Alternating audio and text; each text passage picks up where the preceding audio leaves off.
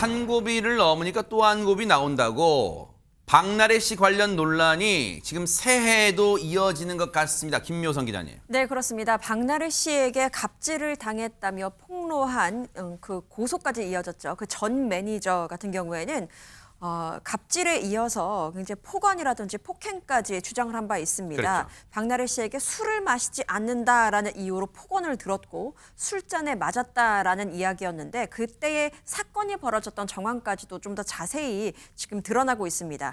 일단 술을 마시다가 박나래 씨가 자신에게 술잔을 던졌고 그게 얼굴에 맞았는데 아이고. 잔이 또 깨지게 되면서 얼굴이 일단 멍이 들었고 손을 베어서 4바늘 정도로 꿰맸다라는 건데 이게 그냥 말로만 있는 것이 아니고요. 상해 진단서, 치료 확인서까지 받게 되면서 경찰에 제출을 한 정황까지 지금 드러나고 있습니다. 네. 전 매니저에 따르면 이 사건이 발생했던 시기는 2023년 8월로 특정이 됩니다. 그리고 이 사건이 벌어진 바로 직후에 전 매니저는 박나래 씨의 집 근처, 그러니까 이태원 자택 인근에 있는 병원의 응급실에 가서 진료를 받았다라고 주장을 하고 있습니다. 사실 이 내용은 지금 오늘 뉴스파이터에 나와 계신 안진용 기자님이 단독 취재한 내용이에요. 자, 안진용 기자님, 전 매니저가 제출한 진단서를 보면 거기에 구체적으로 그 진료를 했던 응급치료를 했던 의사가 소견 같은 거 다 나와 있을 거 아니에요. 그 진단서에는. 네, 맞습니다. 앞서 맨 처음 이 사태가 불거졌을 때 이미 술잔을 던졌다는 주장은 나왔는데 네. 이게 일방의 주장일 뿐 어떤 근거는 아직까지 나와 있지 않았죠. 근데 최근 전 매니저와 통화를 하는 와중에 이 상해 진단서를 이미 발부받아서 경찰에 제출했다는 내용을 알게 됐습니다. 아하. 그 내용을 보면은요. 2023년 8월 9일 본원 응급실에서 1차 봉합수술을 시행했다였고요. 그리고 합병증 이 없을 경우 2주간의 안정화 치료를 요한다. 즉 전치 2주 정도의 상처였다는 주장입니다. 아하. 하지만 여기서 분명히 전제해 둘 것은 저런 상해 진단서가 있다면 해당 일자에 저 전 매니저가 이 병원에서 분명 상해에 대한 치료를 받은 건 맞지만 저 상해가 박나래 씨에 의해서 생겼다고 직접적으로 입증할 증거는 아니라는 겁니다. 아하. 그래서 그날의 상황이 중요한데 그날은 박나래 씨가 새로운 신규 예능에 출연을 하고 그 프로그램을 함께 박나래 씨 집에서 보는 날이었다고 해요. 그래서 두 사람 외에 다른 작가를 비롯해서 여럿이 있었다고 하는데 과연 이들이 그 상황에 대해서 어떻게 진술을 하는지 이런 부분들까지 향후 경찰 조사에서 밝혀질 것으로 예상이 됩니다. 자, 여기까지는 박나래 씨의 전 매니저의 주장이고 그럼 최재봉 교수님. 예.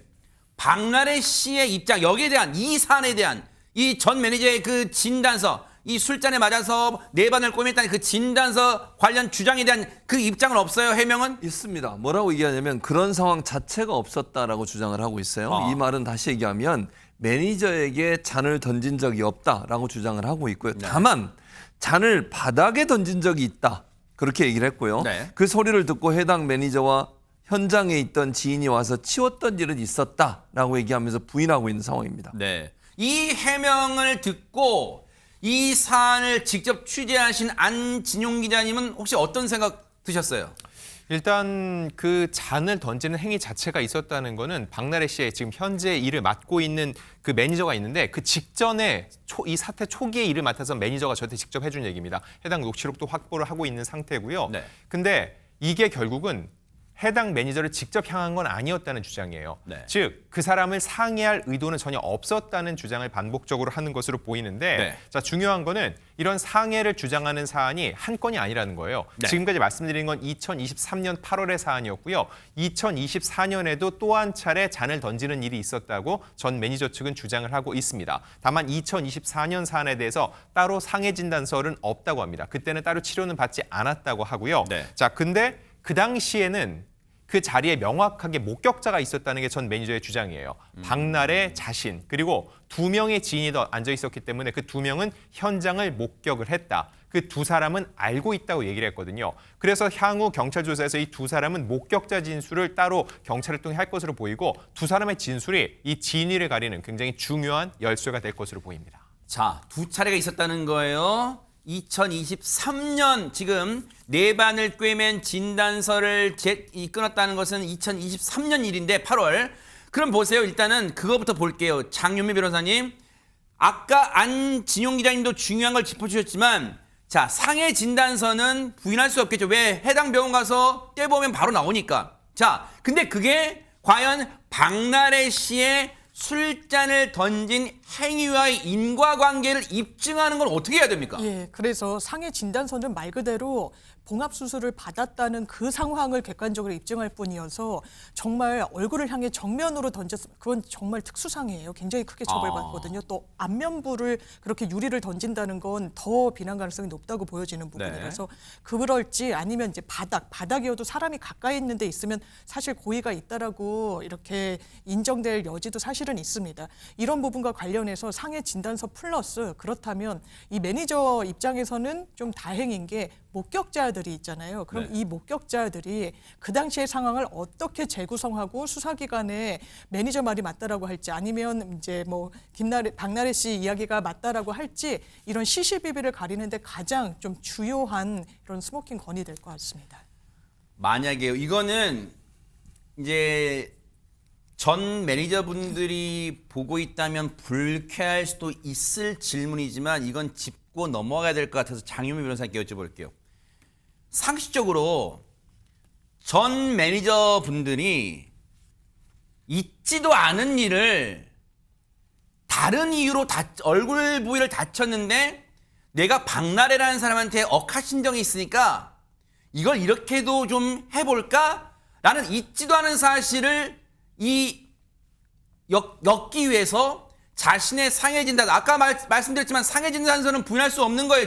자료로 나오는 거니까 그 상해 진단서를 이 일과 결부시키는, 즉 거짓말을 할 가능성도 있습니까? 어떻습니까? 저는 개인적으로 그 가능성은 비교적 낮다라고 생각하는 게 만약에 억하심정을 갖고 한다면 그 부분이 그냥 이렇게 알리는 것 자체가 만약에 허위다 하면 대단히 큰 명예훼손이 되는 그런 걸 감내하고 허위 사실을 폭로하는 거예요. 그럼 본인한테도 왜냐하면 지금도 본인을 도와주는 변호인이 선임돼 있는 걸로 알고 있고 그러면 이런 선택은 사실상 굳이 이걸 더 얹지 않아도 이미 박나래 씨에 대한 의혹은 해소되지 않고 있는 부분이 있어서 이 부분을 더 가공하고 허위로 언론에 제보하거나 알릴 동의는 비교적 낮아 보인다. 그럼 위험성을 감수하기에는 실 이익이 없다는 거죠. 예, 다만 이 유리잔을 던진 부분에 대해서는 그 행위 양태가 좀 다르기 때문에 얼굴을 향한 건지 바닥인지 뭐 이런 부분에 대한 어떤 시시비비의 어떤 관건이 남아 있는 것 같습니다. 그 부분은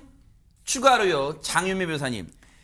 의사는 전문가니까 당시에 봉합 수술을 했을 의사는 전문가니까 이 얼굴에 내반을 꿰맸을 때 그 상처가 어떠한 물건으로 가격당한 상처인지 등등등은 자세하게 알 수 있을 거 아니에요, 소견에. 그죠? 그래서 상해 진단서에 비교적 간이하게 써 있는 경우가 있어서 더 상세하게 그 당시에 의료 차트 같은 것을 저희가 재판하거나 하면 사실조회를 통해서 또 받는 경우도 있습니다. 그래요? 그리고 본인의 어떤 의료 정보기 때문에 그 부분은 민감 정보이지만 본인이 감내하고 이걸 수사 자료로 활용하고 싶다라고 하면 때는 데는 그렇게 제한이 가해지지 않기 때문에 한 번 더 이 의료진의 어떤 판단을 확인받을 수 있는 절차도 남아 있어 보입니다. 자, 박나래 씨 관련 의혹, 즉 경찰에 접수된 이 고소 내용은 안진용 기자님 이것만 있는 게 아니잖아요. 여러 가지가 있잖아요. 갈래가. 앞으로 그러면 경찰 수사는 2026년 새해가 됐는데도 계속 이어지는 겁니까? 앞으로 수사 방향 어떻습니까? 네, 현재 이제 서울 영산경찰서에 박나래 씨가 고소한 사건에 대해선 고소인, 피고소인 조사가 모두 끝났습니다. 용산경찰서. 그렇습니다. 네. 근데 강남경찰서가 더 핵심적이라고 볼 수 있어요. 총 6건이 지금 진행이 되고 있습니다. 그중엔 조금 전에 얘기했던 특수상해를 비롯해 의료법 위반, 명예훼손 등이 포함이 됐죠. 네. 특히 특수상해 같은 경우는 벌금형이 없는 사안이기 때문에 박나래 씨 입장에서는 철저하게 이게 아니라는 사실을 입증하려고 노력을 할 것으로 보이고요. 또 하나 중요한 건 의료법 위반인데 이건 박나래 씨뿐만이 아닙니다. 바로 일명 주사이모에 대해서도 고발이 접수돼 있기 때문에 또 이를 고발장을 접수한 전 대한의사협회 대변인 같은 경우는 고발인 조사를 모두 마친 상황입니다. 게다가 이 주사이모는 출국 금지까지 돼 있기 때문에 또 이게 시간이 길어지면 증거 인멸의 우려가 있기 때문에 의료법 관련해서도 박나래 씨와 주사이모에 대한 수사가 빠르게 속도를 낼 것으로 예상됩니다. 어쨌든 2026년 시작도 연예계는 지금 뒤숭숭합니다. 이 부분은 억측과 예단하지 않고 차분하게 따라붙어 보도록 하겠습니다.